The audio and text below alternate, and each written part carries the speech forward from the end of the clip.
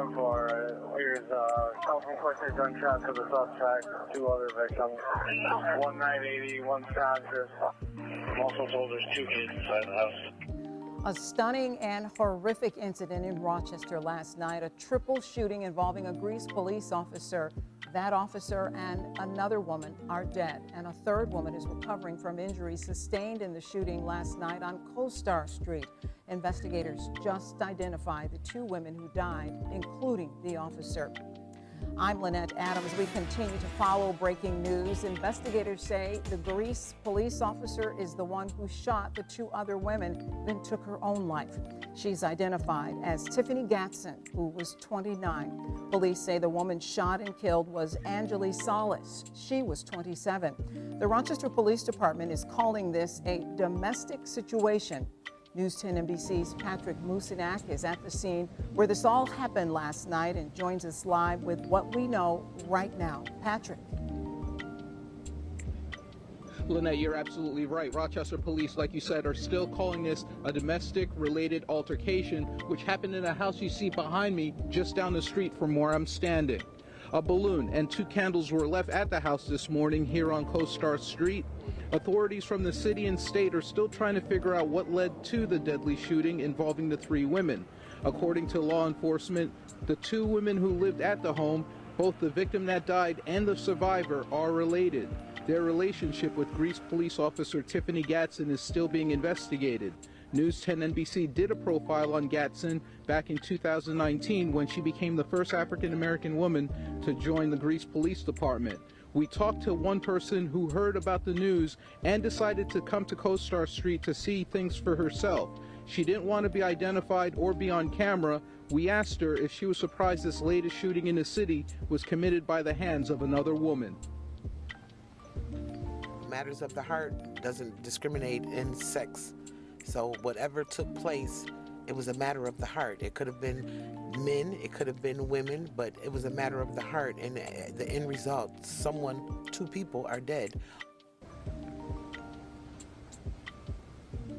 Because the shooting took place and happened to be a Greece police officer, the state attorney general's office is conducting the investigation. Now we'll follow up on this story all day and we'll bring you the latest starting at News 10 NBC at 4. But for now, in Rochester, Patrick Mucinak, News 10 NBC.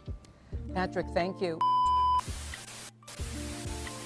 I've known Petlin Job for over 20 years, 22 years.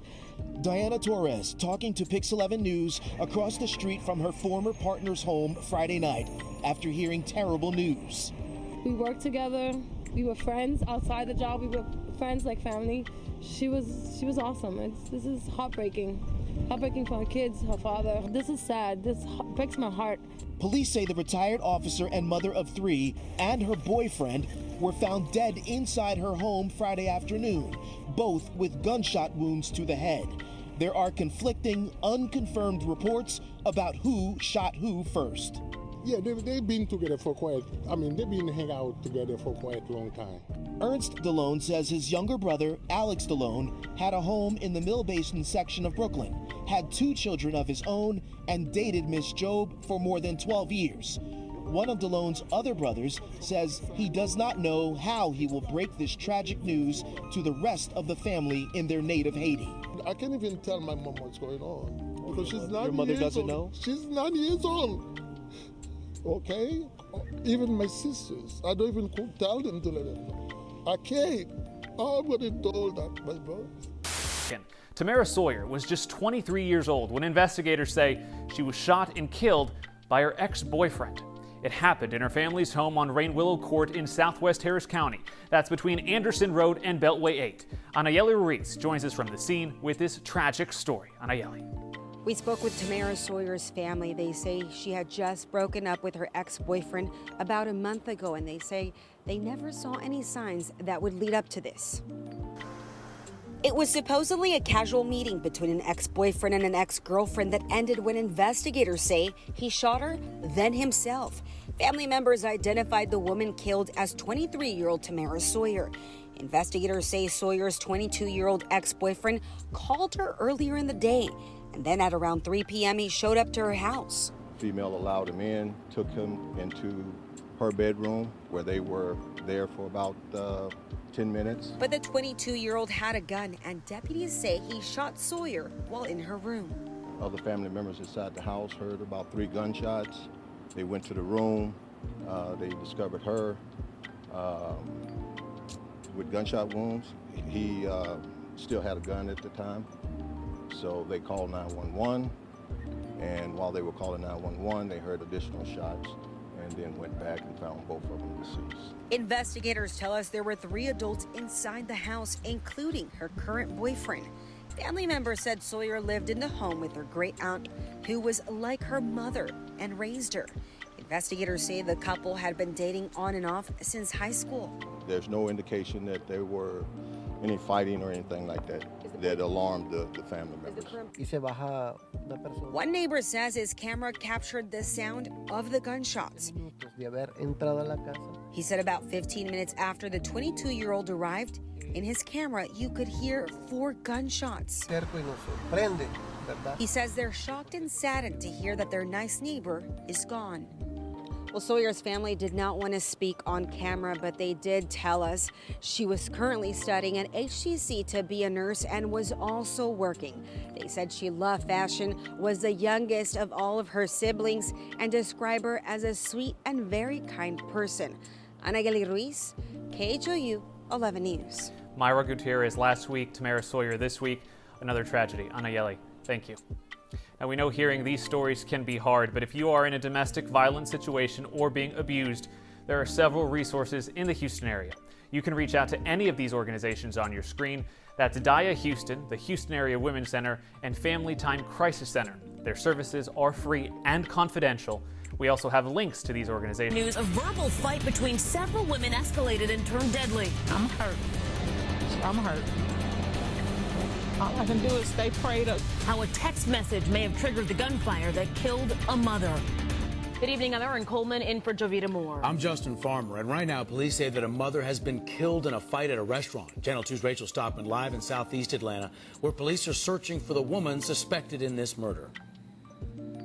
Yeah, and crime scene detectives have been out now for 4 hours. They're still out here this evening, and I can tell you, neighbors, family, friends, they all gathered here to see what was going on. When we arrived to the scene on Boulder Crest Drive in East Atlanta, it was chaotic. Dozens of family members and friends very upset as they learned the news. I'm hurt. All I can do is stay prayed up. She has 10 children, so somebody has to be the strong person of the bunch. Detectives collected clues. Neighbors say they heard the gunshots. Well, I was working in the backyard, and I heard about 5 shots and 5 shots more, then kind of stopped for a second, then a couple more shots. Police say it started as a verbal fight at the Brick House restaurant that escalated. They got to arguing over a text message. So the girl left out the restaurant, and she said she was going to get her stuff and whatever. She meant by that she went out to the car and got a gun. Detectives will not confirm if the fight started over a text message, but say the shooter was a woman and left the area. The shooter in this case knew the victim. So we do not believe that this is a random shooting. The victim's aunt says the woman who was killed was a mother of 10 children, including 5 foster children recently adopted. She just bought a bigger house in Rex, Georgia, so all the kids could have their own home. Right now, family members say they hope the shooter turns herself in. If you're out there, you need to turn yourself in, because I know you'll be found. And I'm going to keep on praying for you, and I want you all to continue to pray for me and my family, because we're going to need it.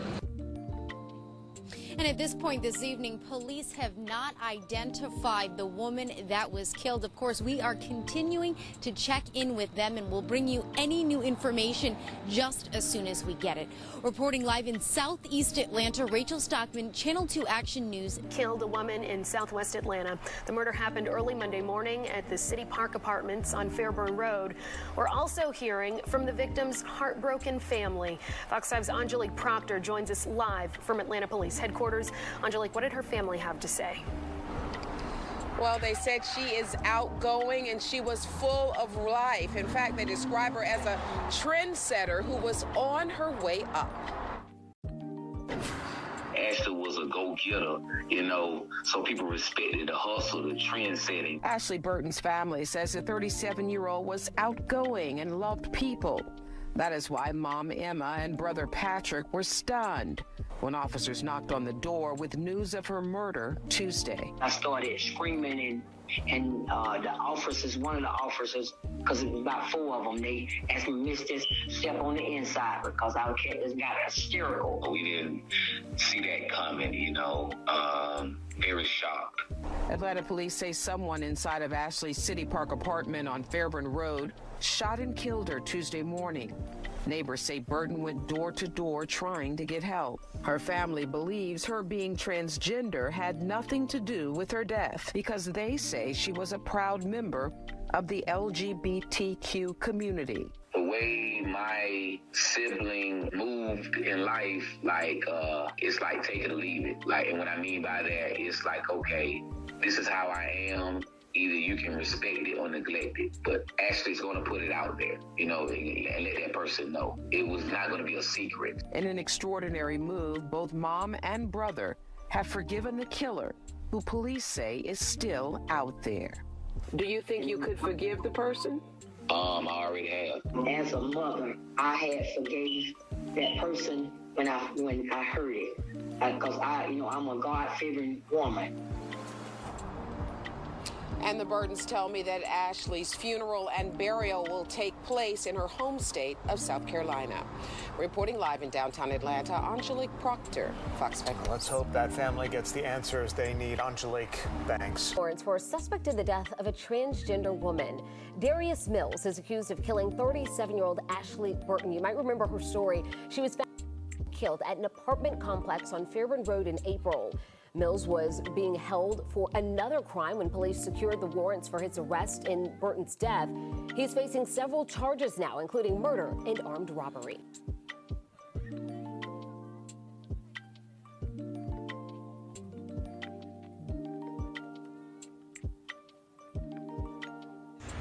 I got older. Mom's got younger. Then you have bigger. Grandma's got you. Say hi. Cheese.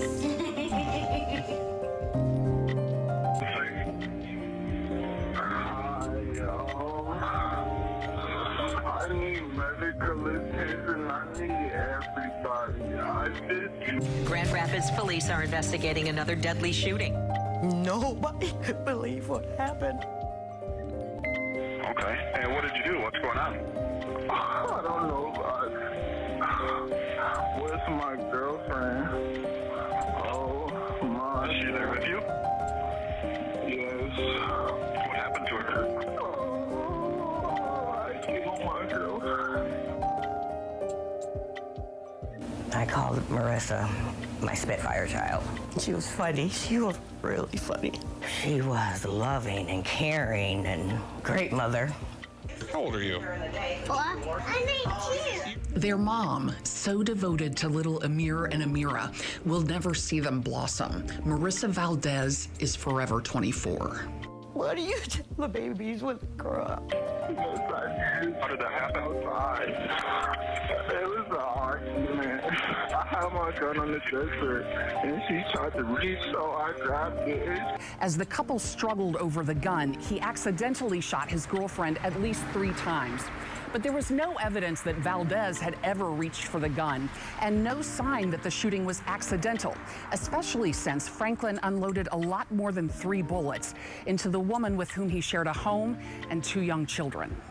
He shot her 9 times. Why would somebody shoot somebody that many times with their babies right there? 911 emergency. You're sure she's dead? Yes, I am. I cannot believe this is happening right now. Police say 9 .40 caliber bullets struck the young mother as her children slept within arm's reach. But theirs were not the only heartbeats in that room. She was pregnant. Oh my God. Not only did he kill her, she had my grandbaby. And the babies were in the room when it happened. Marissa was 5 months along with the couple's third child. For hours now, friends and family of the victim have been gathered on the other side of this apartment building. I said, I gotta get in there. I don't want her to be by herself. I need to be with her. The officer helped me. She's like, I'm a mom too. It's okay. You can't go in there. The police are. She's not by herself. I said, you please let me go. Abram spotted her grandchildren standing with DeLeon Franklin's mom. He had called his mother before 911. So I run over there and I grab both of them. And she just looks at me and she's just crying.